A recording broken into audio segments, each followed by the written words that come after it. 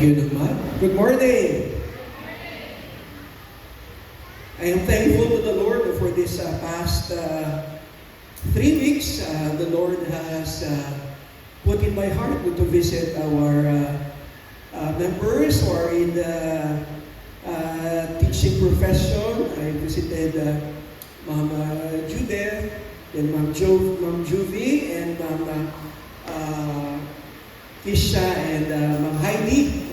And I was able to pray for them. And ang pinaka-common na mga prayer request nila ay more patience. More patience. And I believe no, bilang teacher, patience really is a must. Okay? And this morning, as we about to conclude our study in the book of James, I will bring you to James chapter 5. Verse 7 to 11, and it talks about patience. And next week, hopefully, we will end our study of the book of James. And I hope you were able to appreciate this very practical book of James, the half-brother of Jesus. And some scholars call this the Proverbs of the New Testament. Next week, we will end with prayer. The power of prayer. But this morning, we will learn about patience. And we know that in James chapter 1, James started also with the patience, right? Na in the midst of trial, in the midst of suffering, dapat mabatas natin. In James chapter 5, verse 7 to 11, I request everyone to please rise to give reference to the reading of the Word of God. Our text this morning, James chapter 5, verse 7 to 11. Let's read responsibly. I will start with 7. Be patient then, brothers and sisters, until the Lord's coming. See how the farmer waits for the land to yield its valuable crop, patiently waiting for the autumn and spring rains. 8.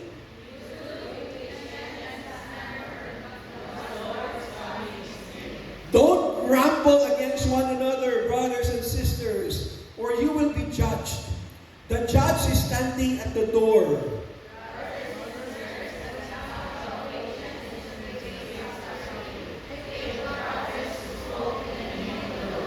Let's read together. As you know, we count as blessed those who have persevered.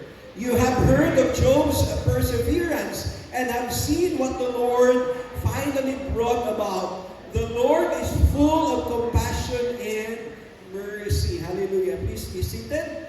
Lord,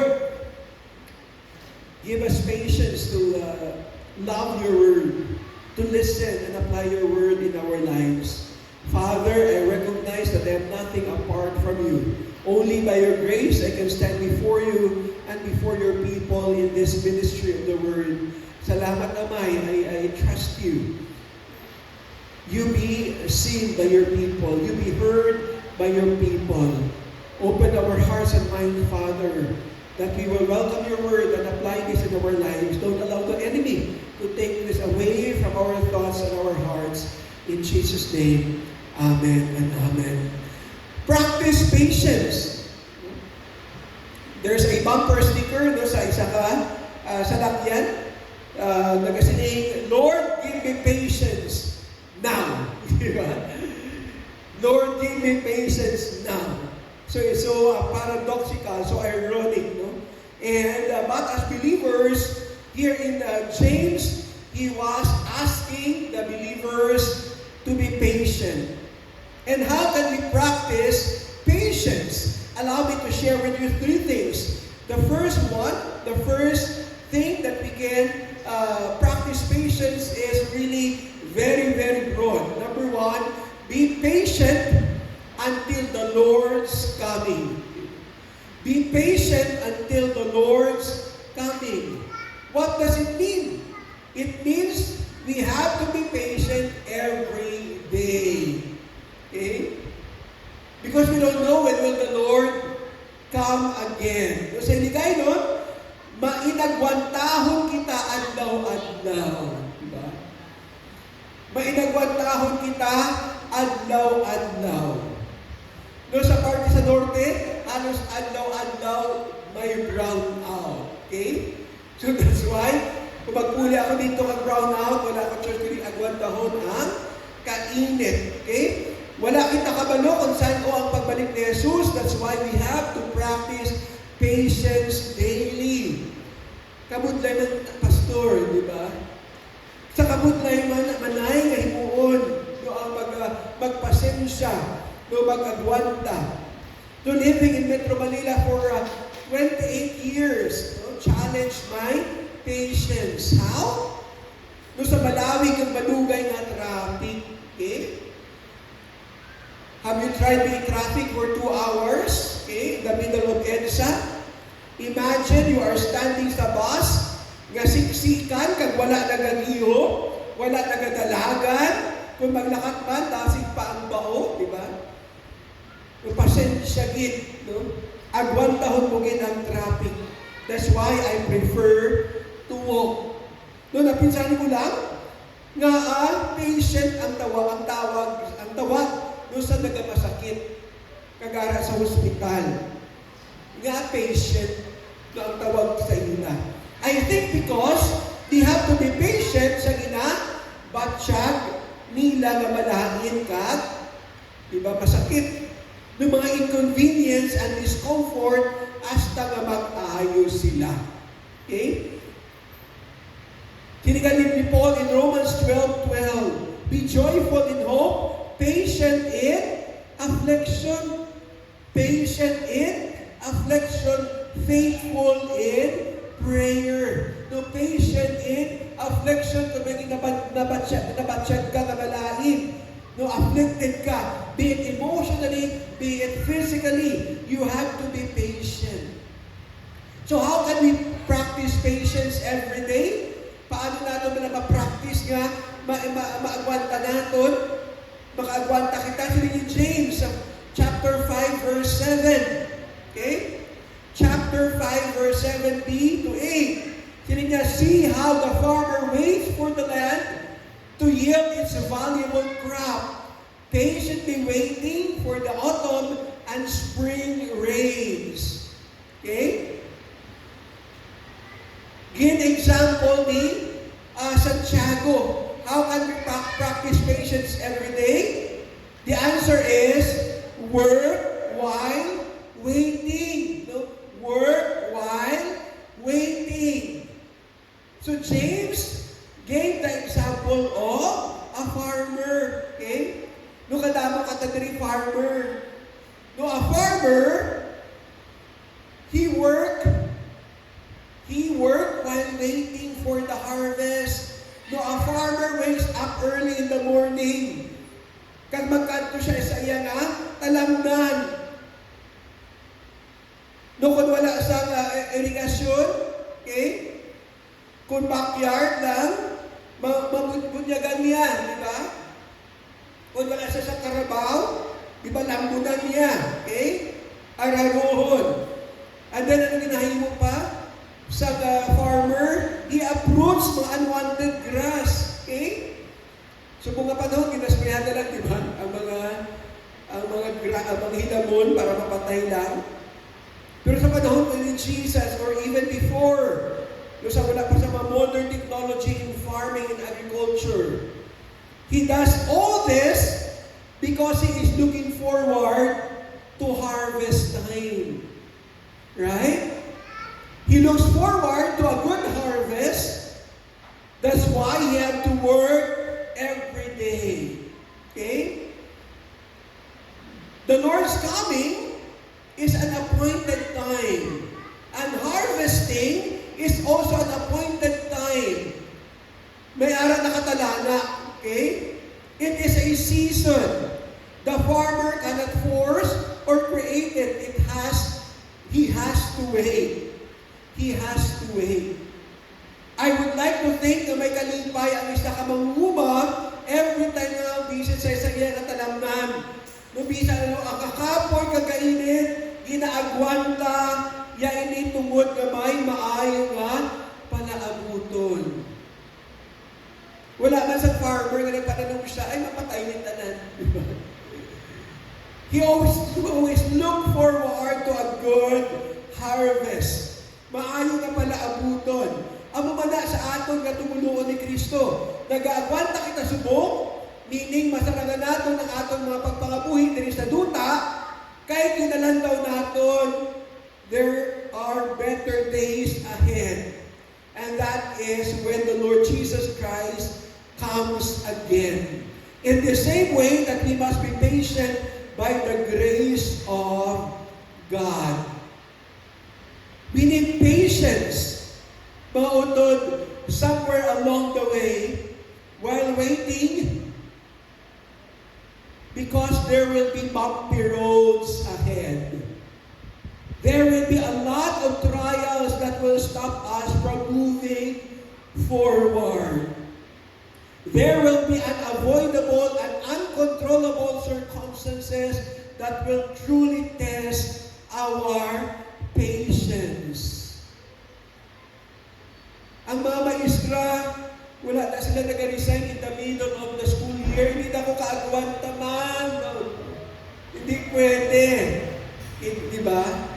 What inspires them is that matapos man sila sa ako, makadto naman sila sa next level, kaya sila naman tumaanak man, ugtas. But another group is coming, right? So there's no point of turning back as a teacher. You have to be prepared, and they are prepared. That's why, sila ni James, in verse 8, sa James 5, sila ni you do be patient and stand firm because the Lord's coming is near. Stand firm. Di ka magpatinag. Okay? Sa Tagalog, kayanin mo. Diba? Ginusto mo yan. Diba? Na maging teacher. Okay? Kayanin mo, okay? In the same manner, sa among mga pastor, ginusto mo yan, di ba? Na maging pastor, padayon. And I really appreciate to my fellow pastors who have to climb mountains to bring the gospel. Kag pagpuli nila, patuwang-tuwawan sila sa saging. Mayulan ko, Bisaya nga manok, di ba? And all that, stand firm. And I like what a New American Standard Bible says. Hindi niya, you do be patient, strengthen your hearts. Okay? Sa Tagalog, patibayan ng sikmura to, di ba? But in us, James is telling us, strengthen ang imong tagipusoon, ang imong balansyagon. Okay? Bisan daw maubos ang pasensya mo sa estudyante mo, still love your children. Okay? Strengthen your hearts. Okay? Because better days are coming. And what is that? You will see them succeed in their lives. Diba? Well, mayor, for example, mayor, naging mayor sa Labayo sa una. Pero sa Munda Tawa, diba? Mayor na siya, teacher naman siya, and all that. That is the prize, the joy of teachers. And even with parents, grabe nga agwanta nila sa pagpangabudlay para mapadala ang ilang kabataan sa kolehiyo. And later on, there will be harvest. There will be harvest. Like for example, the Tabigan brothers or pastors, nung learning, for example, Pastor Dan Tabigan, may pastor in Sicaba. Look at their children, professionals. Yung bata ni Pastor Dan Tabigan, medtech, based no sa US, single pa, very supportive sa church nila dito. The other one is a nurse. Grabe ang blessing the Lord because they did not give up. They continue in bringing the gospel and making disciples until the Lord's come, even until the Lord brought nung Norbing in heaven. Imagine, literal no si Norbing, di ba? Because he died while preaching, di ba? Hopefully, hindi naman ako sa atin rin, basta mapanik ako, di ba? So be patient until the Lord's coming.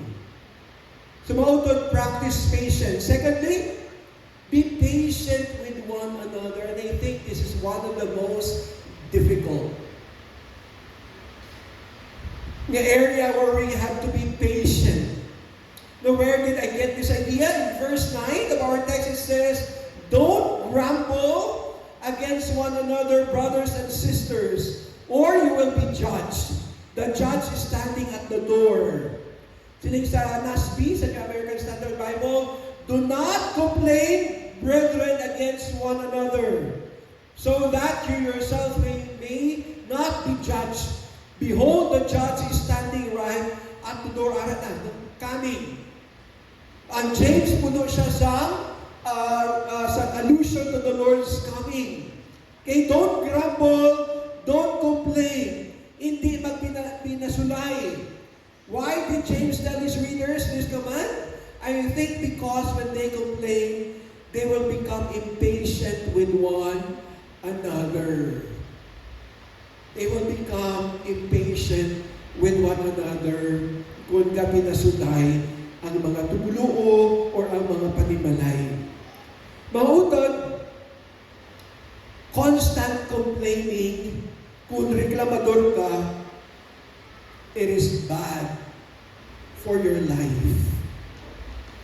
Sila yung sa scientific study sa health, sila yung chronic complaining physically rewires your brain through neuroplasticity and elevates cortisol levels that damage the hippocampus. So, parts ng brain natin.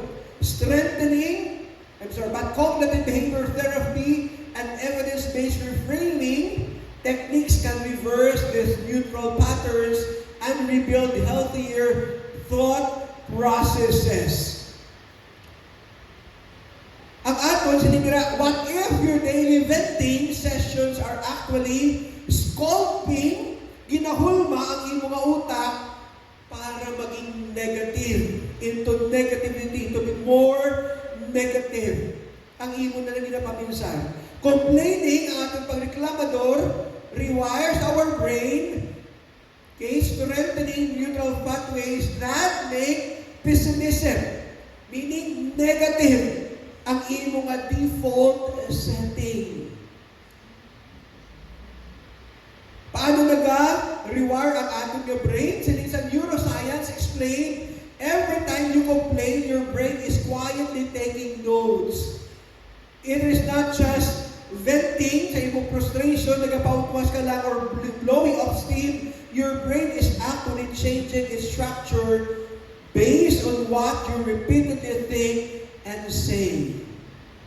The more you complain, the more your brain builds infrastructure to support that habit. In short, mga utod, ang aton pagreklamador, if we do that every day, or tatanalang nation, nag-signal na sa brain natin, kag ina-train natin ang ating brain na maging reklamador na lang. Okay? Kagkabutlay sina na habit. You will not see goodness in other people. You will not appreciate the goodness of God. Hindi mo na makita ang mga blessings sa imo nga kabuhi. Doon ka may mabatog ka, ay, ang ni, diba? Wala na sa grateful heart. Because you have wired, you have trained, you have made your brain pessimistic. Okay? Pessimistic. And that is difficult in our Christian life. So that's why, no, physically, grabe ang epekto sa atong pagkareklamador. No, salamat kay James who reminded us not to complain. So ano himuon ka? We hear these statements often, di ba? Pasensyahan mo na lang ang kuya mo. Pasensya ka na sa tatay mo. Marami lang problema sa trabaho. Agwantahan na lang ang boss mo, need mo ang work. Meaning, hindi na lang magreklamo para wala ka mo. Diba? Paano? Agwantahan na lang. Be patient. On the positive note, as the study reveals, makalikaw kita sa negative and destructive effect of complaining by making sure that we handle our concerns properly. Of course, we have to complain about the corruption in our government, right? Hindi pwede piyong lang kita. Of course, we complain sa mga karusada na ang lubak-lubak na okay man yung budget. Makita mo, di ba? Kabutang ang budget, di ba? May billboard. Amo lang di ba? And all that. Mareklamo kita sa mga flood control project sa Talubagi, may portion nila, di ba, naguba? Ang nag-collapse and all that. Okay? Mag-complain kita sa mga substandard and even in our family. But we have to handle it properly because complaining, chronic complaining, constant complaining is bad for your health and bad for your spiritual life. That's why, hiling ni Pablo, si Santiago, do not grumble, do not complain. Do not complain. And number 3, how can we practice patience? And this is our third and last point. Be patient in the face of suffering. Be patient in the face of suffering. I think this will truly test not just our patience, but our faith in God. James 5, verse 10-11, brothers and sisters, and as an example of patience in the face of suffering, take the prophets who spoke in the name of the Lord. As you know, we count as blessed those who have persevered. You have heard of Job's perseverance and have seen what the Lord finally brought about. The Lord is full of compassion and mercy. Okay? Here in verse 5 and verse 10 and 11, James introduced another term, perseverance. Okay? But they are kind of related. Perseverance is patience under pressure. Okay? Inabalang runner, diba? Ara sa marathon, they are patient from the beginning that they can do it. Pero kung nakalapot na sila sa point, ito kapoy-kapoy, naging sila at the end of their strength and all that, but they have to go to the finish line. Okay, the Lord is coming, the finish line. They have to endure ang pain, ang negativity, pahuhay na, stop na, don't give up na, hindi mo na kaya. But they have to go on because of the finish line ahead. That is endurance. Okay? And we need endurance as believers. That's why James, he used two people here. The first one are the prophets. Okay? Example si Jeremiah, the prophet of God. He was so diligent, obedient to God, pero mapatinggilan ang mga Israelites. Kahilibion si Jeremiah sa pag-warning sa mga Israelites. That's why he is called the weeping prophets because wala siya nagauntat. Bisan gagalibiyon na siya, tigtungol ka tigaulo, tignan sa tagipusoon, disobedient ang mga Israelites. He endured the pain. He endured sorrow. He endured ridicule. Because he knows that God will do something good for these people. And even for himself.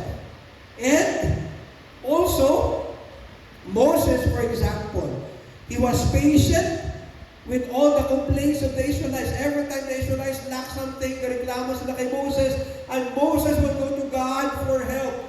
He endured while carrying the weight of leading the chosen people of God to the promised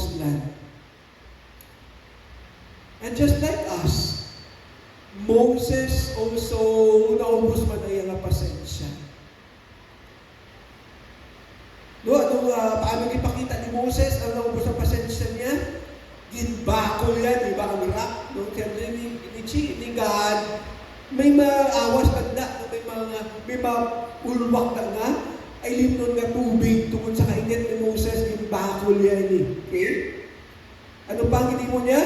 Tungkol sa kainit niya, nung nagsimba sa Diyos-Diyosan, ang mga Israelites, at hindi mo niya from Mount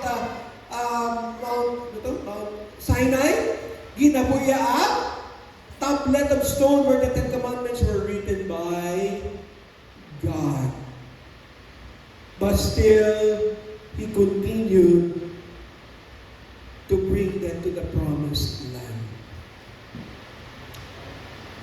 Here in James, some believers were suffering under the cruel and injustice of the rich among them.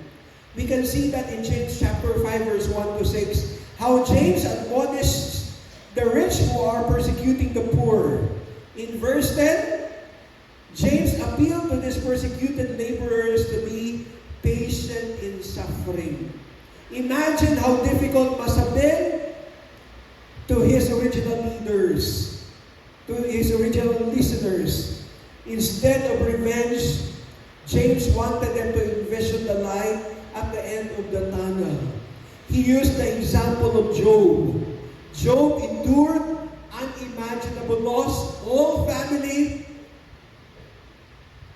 Ang hardship ni Job, ang pain of having that boil sa iyang binugalawas, ang pain of being blamed by his friends, even by his wife, and the suffering he encountered.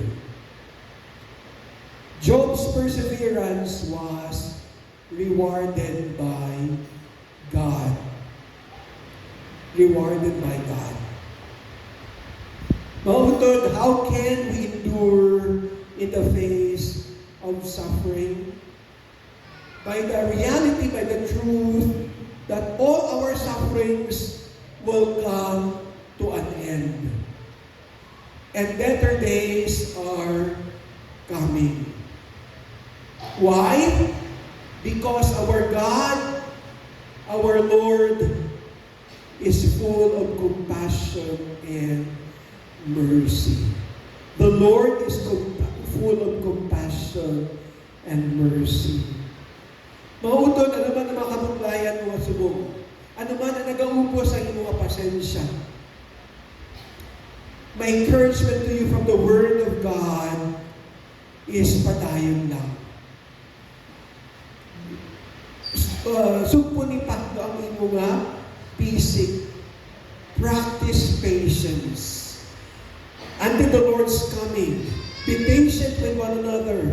Be patient in the midst of suffering.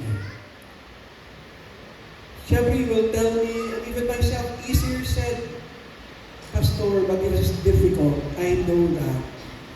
But we can do that because of our faith in the Lord Jesus Christ. We can do this because we have Jesus. We have the gospel in our lives. The same Jesus who endured the pain and suffering and the death and the ridicule of the cross is the same Jesus who promised to never leave us nor forsake us. And He has given us the Holy Spirit who gives us patience. And finally, mga utod, may this verse from our text stick to your mind. James 5:11a. As you know, we count as blessed those who have persevered. As you know, we count as blessed those who have persevered. Ang tanan nga nagpadayon, they got their reward. They became successful in their lives. But those who gave up, those who quit miss what was ahead before them. So mga utod, if you are going through difficulties in your life that test your patience, there's no point of turning back. God has brought you that far, and He cannot afford to see you move backward. He will carry on. He will give you enough strength to envision that light at the end of the tunnel. Lord, thank you for your promise, blessings to every one of us who persevere, who are patient under pressure, who endure hardship, difficult trials, challenges. Because, Lord, there are better days ahead of us. Give us enough strength every day so that we can be patient, we can practice patience every day. Thank you for the gospel. Thank you, Jesus. Because of you, we can do this. And we do this for your glory. In your name we pray. Amen and amen. Thank you very much. Palakpakan natin ang ating Panginoon.